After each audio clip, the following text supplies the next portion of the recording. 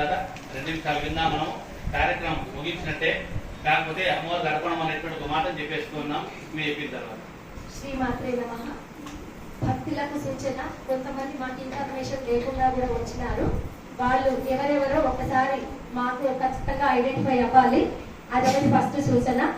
మా కోరిక మేరకు ప్రతి ఒక్కరూ ముక్కెర, బొట్టు, కట్టు, మెహందీ, గాజులు, పారాణి, పసుపు పెట్టుకొని ఈ ప్రాంగణంలో ఉన్న ప్రతి అమ్మవారిలో, ఇప్పుడు ఆయన చెప్పినారు, ప్రతి అమ్మవారిలో అమ్మవారు ఆవహించింది.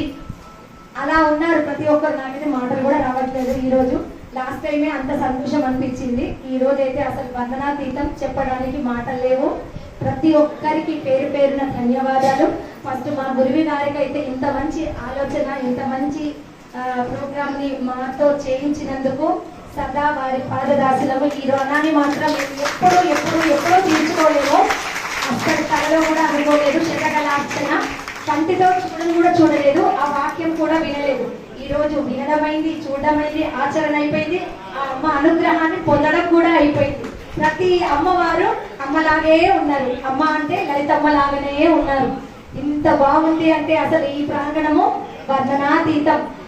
మణిద్వీపం, ఈ రోజు ఈ ప్లేసు మణిద్వీపం. ప్రతి ఒక్కరూ గుర్తించండి. మనం ఎక్కడ ఉన్నాం? గట్టిగా ఎక్కడ ఉన్నాం?